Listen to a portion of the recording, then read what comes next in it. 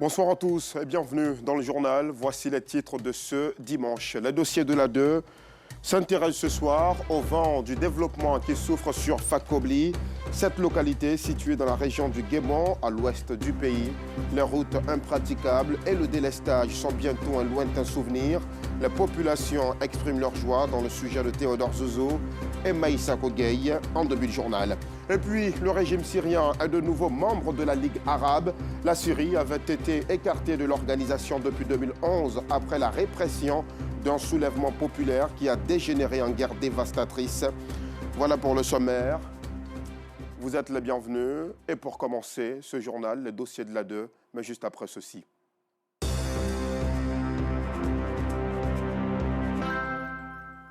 C'est à Fakobli, dans la région du Guémon, à l'ouest de notre belle Côte d'Ivoire, que nous posons ce soir nos valises. Ce chef-lieu de département renaît de ses cendres avec des voiries bientôt bitumées et la quasi-totalité de ce village électrifié. La difficulté semble un lointain souvenir pour les populations de Fakobli et ces actions de développement sont à mettre à l'actif du gouvernement grâce à l'union des cadres de la localité. Un dossier signé Théodore Zouzou et Maïssa Kogueï. Ces jours de marché à Fakobli. La ville devient le lieu de convergence de commerçants et acheteurs venus des localités environnantes pour réaliser de bonnes affaires. Le marché, nouvellement construit et fierté des autorités locales ainsi que des populations, apparaît ce jour exigu. On y trouve de tout. Aujourd'hui, Fakobli peut être fier de son offre en produits vivriers et de l'existence de nombreux commerces, des indicateurs de progrès de cette localité où, 10 ans plus tôt, de l'avis de nombreux observateurs, il ne faisait pas bon vivre. Avant, c'était un peu enclavé. Il n'y avait pas assez de choses ici. Mais maintenant, ça va. Un commissariat de police, nous n'en avons pas. On n'a pas de banque. Les microfinances ne sont pas encore ici. Donc nous avons besoin de tout cela. En termes d'attractivité, on pense qu'il y a beaucoup d'infrastructures. En termes de moyens de loisirs, on a plusieurs maquis qui sont là. On a aussi beaucoup de restaurants.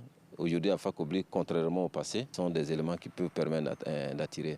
Nombreux sont les cadres, filles et fils de Fakobli ou originaires de la région du Guémon qui parlent de métamorphose, évoquant la profonde transformation de cette localité érigée en chef-lieu de département en 2013 à la faveur de la visite d'État du président Alassane Ouattara. Cet acte historique pour les Wobé ou Ouénor, peuple de ces vieux départements de Kouibli et Fakobli, va être déterminant dans leur marche vers le progrès. Fakobli et Kouibli constituent le grenier de la région. Ce qui reste à faire, c'est d'arriver à mettre une équation parfaite entre les potentialités du département et le niveau de vie de la population. Dans le département, c'est d'abord la bonne cohabitation entre les populations autochtones et les autres populations, que ce soit les populations allochtones ou les populations allogènes.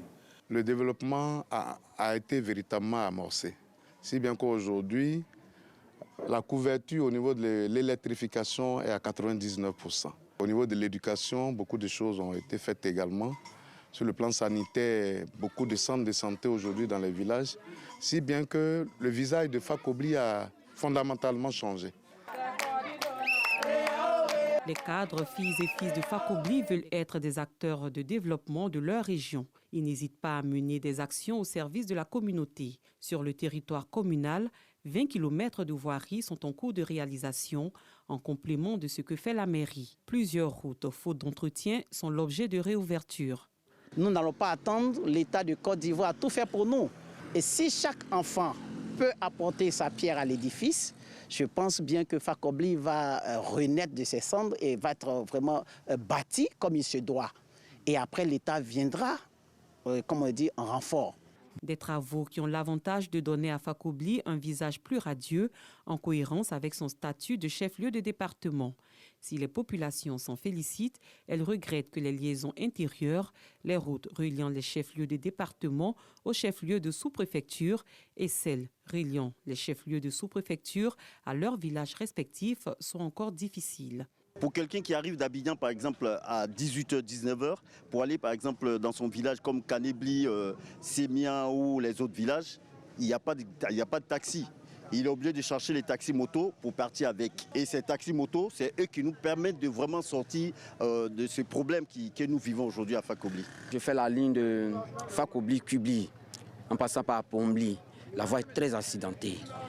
Vous imaginez, d'ici Kubli, ça peut faire au moins 32 km. Mais quand je me mets dedans, je peux faire au moins 3 heures, 4 heures du temps. Nous souhaiterons que l'État de Côte d'Ivoire pense à la population, la commune de Fakobli-Kubli. Avec le président de la République, les populations ont établi un nouveau pacte de confiance. En témoigne la cérémonie d'hommage doublée de reconnaissance organisée à Fakobli, la toute première du genre dans la localité. Aujourd'hui, les Wenor s'accordent pour dire que le temps est venu pour ce peuple d'épouser la vision de développement et de progrès du président Alassane Ouattara et surtout de lui exprimer son indéfectible attachement.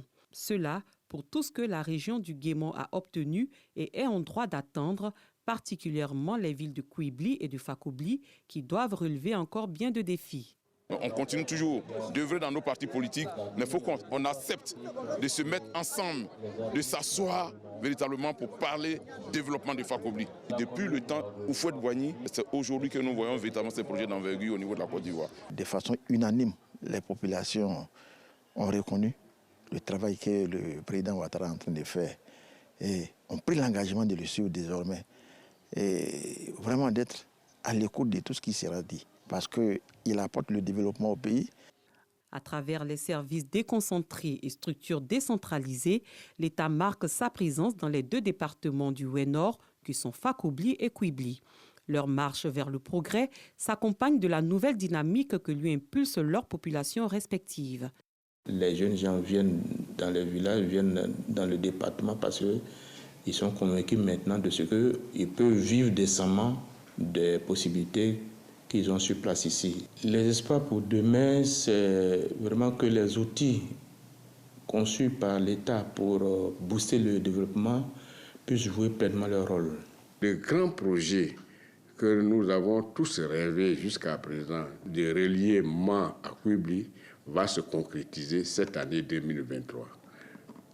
C'est vraiment le bonheur pour notre région en général et pour le département de Kouibli en particulier. Kouibli et Fakobli ont aujourd'hui gagné le pari d'être sortis de la léthargie. De belles perspectives de développement s'offrent à ces 2 chefs-lieux de département, déjà riches de leur potentiel agricole et encore riches de leur sous-sol, lequel contient un important gisement de fer, bientôt ouvert à l'exploitation et localisé au niveau du mont Klanhoyo. Le Ouest-Nord, demain locomotive de la région du Guémon, son riche potentiel et ses atouts naturels portent à le croire. Fakobli de la léthargie à l'espoir, un sujet proposé par Théodore Zouzou et Maïssa Kogueï. Le week-end n'est pas toujours de tout repos pour les travailleurs du secteur informel. Ils mettent ces jours de repos à profit pour arrondir leur fin de mois. Ces menuisiers, mécaniciens ou encore peintres bâtiments profitent aussi du week-end pour achever certains travaux afin de respecter les délais de livraison. Dans les communes du Plateau et d'Adjamé, le reportage de Justin Kouassi, commenté par Clément Boko. Quartier Dallas dans la commune d'Adjamé.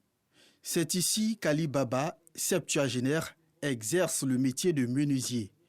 Malgré l'âge très avancé, Ali sacrifie ses week-ends pour accroître ses revenus selon lui. Si tu as donné un rendez-vous à quelqu'un samedi, tu dis va venir faire travail dimanche. Tu vas venir donner. C'est à cause de ça que j'ai pris l'argent pour faire aujourd'hui. Pour le demain, il va prendre partie pour vendre. Et là, je me débrouille un peu. Pour gagner 10 francs, 25, je marche.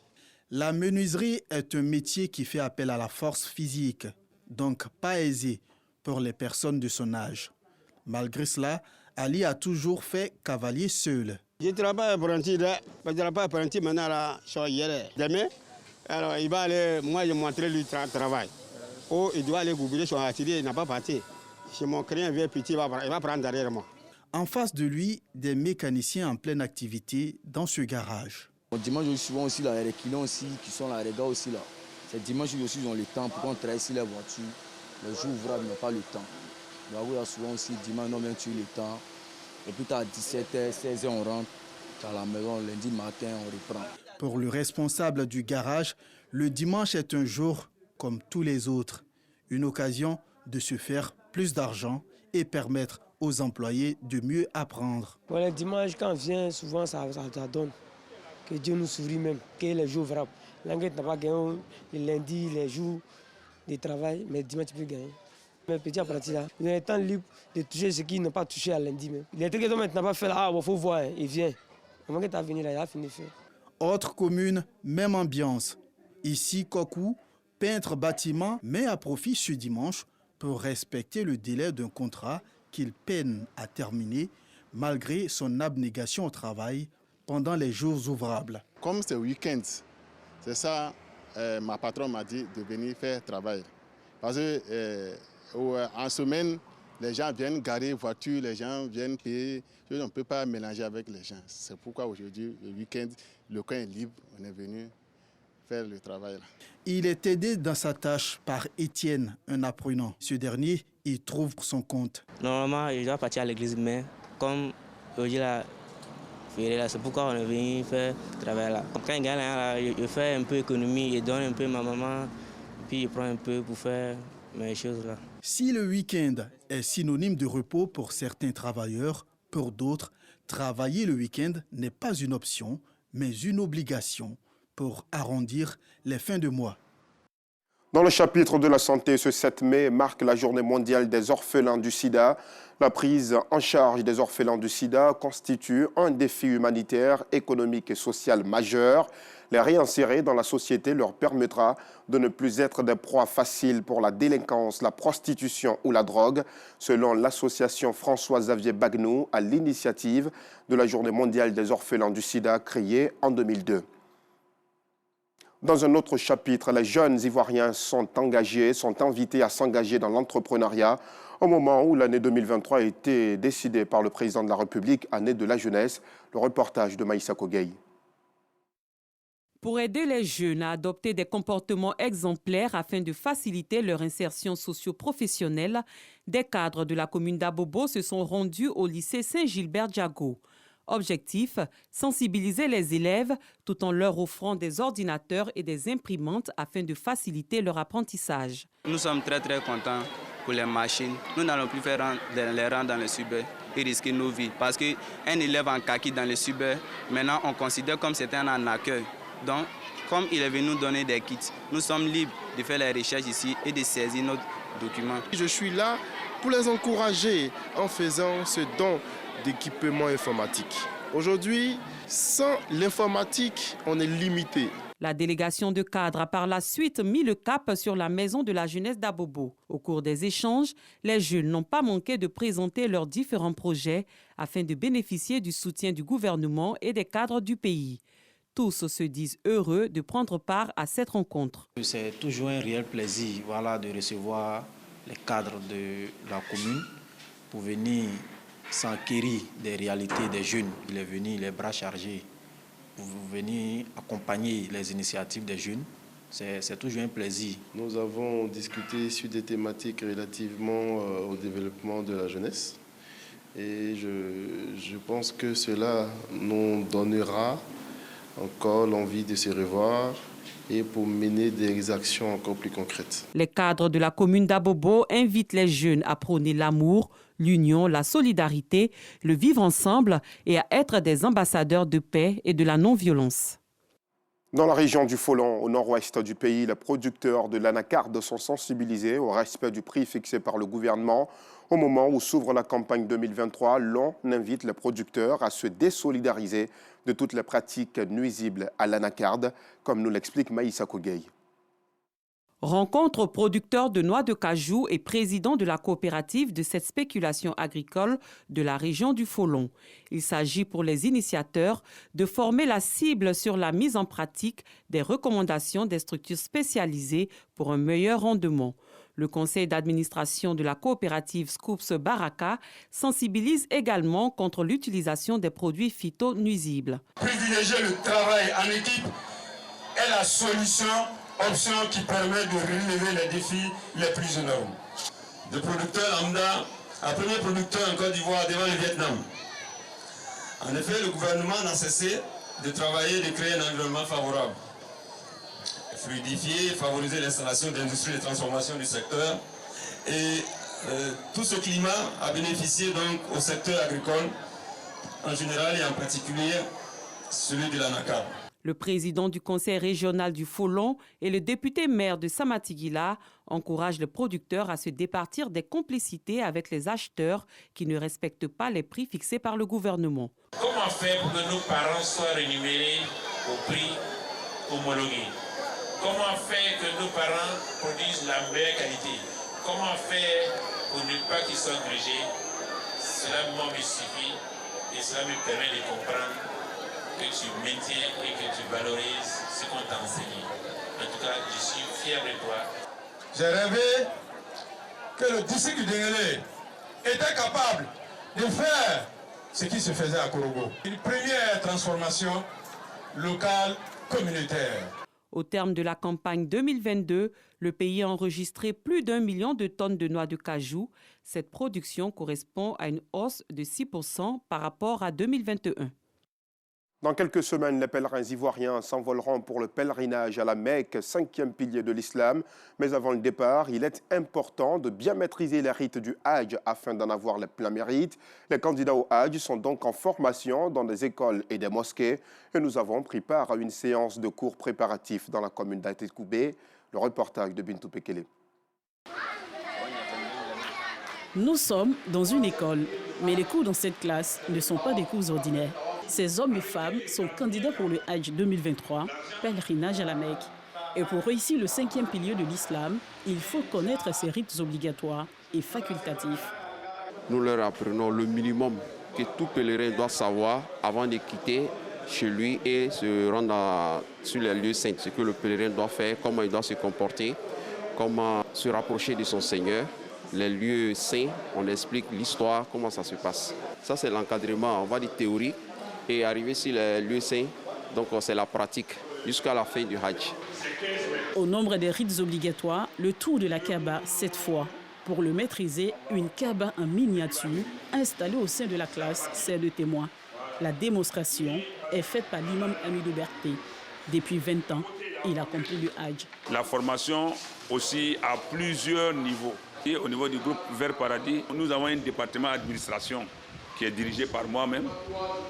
Il y a un département financier, il y a la commission d'encadrement religieux, il y a le département médical avec un médecin et un infirmier qui nous suivent tous. Il y a la commission sociale. Maintenant, nous tous, nous nous mettons ensemble pour gérer le volet transport qui consiste à embarquer les pèlerins dans les différents lieux. Donc la formation est l'épine dorsale même de la réussite du Hajj pour le pèlerin. Ces candidats au Hajj sont du groupe Vert Paradis Hajj Omra, du contingent privé. Et ils sont au total 90 pour l'édition 2023. Certains hors du pays suivent les cours à travers les réseaux sociaux. La majorité des 90 va pour la première fois en Terre Sainte. Je ne m'attendais vraiment pas à ça, qu'un jour de mon âge, mon si jeune âge, que je vais aller au Hajj. Avec la formation, j'apprends beaucoup de choses. Je me sens rassurée parfaitement et je me sens en sécurité, entourée, confiante. Tous ceux qui ont fait le Hajj, ce qu'ils nous expliquent, ce qu'ils ont vu. Il y en a qui ne disent pas, ça ne s'explique pas. Et ce que je viens d'apprendre aujourd'hui, ça m'inspire beaucoup aussi. 10 000 candidats au Hajj du contingent étatique et privé vont quitter la Côte d'Ivoire pour l'Arabie Saoudite en juin prochain. À quelques semaines du départ, les cours préparatifs sont éclatés sur toute l'étendue du territoire. Les futurs El Hadj et Hadja donnent de leur temps les samedis et dimanches pour s'informer et se former afin de mieux accomplir ce pilier qui couronne la foi en islam. Les dimanches pour le groupe Vert Paradis sont consacrés aux exercices et aux projections pour joindre la pratique à la théorie par l'image. L'émission humoristique à succès de la RTI Bonjour a posé ses valises hier à Paris, la capitale française. Les humoristes ont conquis et séduit le public parisien. C'était à l'espace Martin Luther King. L'occasion a été aussi mise à profit pour reconnaître le talent et le savoir-faire de la comédienne Adrienne Coutouin, honorée et décorée par l'ambassadeur de la Côte d'Ivoire en France. Et puis nous vous le disions en titre, le régime syrien est de nouveau membre de la Ligue arabe. La Syrie, qui avait été écartée de l'organisation depuis 2011 après la répression d'un soulèvement populaire qui a dégénéré en guerre dévastatrice. Cette décision des ministres arabes des Affaires étrangères a été votée à l'unanimité à huis clos à la Ligue arabe basée au Caire en Égypte. Le président Assad est donc le bienvenu, s'il le veut, au sommet annuel des chefs d'État de l'organisation le 19 mai prochain à Jeddah, en Arabie Saoudite, a précisé le secrétaire général de la Ligue arabe, Ahmed Abou El Gheit. Et pour finir, la région d'Arequipa, dans le sud du Pérou, a été le théâtre d'un grave sinistre. Aujourd'hui, au moins 27 personnes sont mortes dans un site minier. À l'origine de ce drame, un court-circuit. On arrive au terme de ce journal. Merci de votre fidélité. Retour de l'information à 12h30 demain. Très belle soirée à tous.